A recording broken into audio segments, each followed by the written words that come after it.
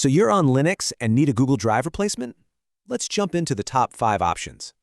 Yeah, it's the big question, right? Let's check out some seriously good alternatives instead.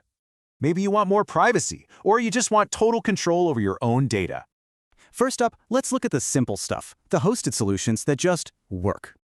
All right, first on our list is Mega. It's a big player focused on encryption, and it loves Linux. And get this, their free plan starts you off with a whopping 20 gigs. That's more than Google. So it's a great pick if you want serious privacy without having to manage your own server. Okay, next up we have pCloud, another fantastic commercial option with great Linux support. The big difference here? It really comes down to their pricing and how they handle encryption. Okay, let's switch gears. What if you didn't need a central cloud server at all? That's where SyncThing comes in. It doesn't use the cloud, it syncs files between your own devices. It's called peer-to-peer. Your data never leaves your machines. You are completely in control. This is awesome for privacy, but remember, no online document editing like you get with Google Drive.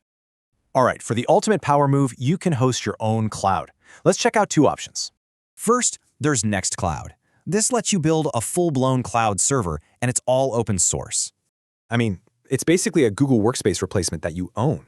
Setup can be tricky, though. And our final option, C-File. If you're all about speed, this is the one you want. So here's the choice. Do you want all of Nextcloud's features or C-File's raw syncing speed? Okay, that's a lot of options. So how in the world do you pick the right one? Well, this chart makes it pretty simple. Just figure out what you need most, and there's your answer. So it all boils down to this: convenience versus control. What's the most important thing for you?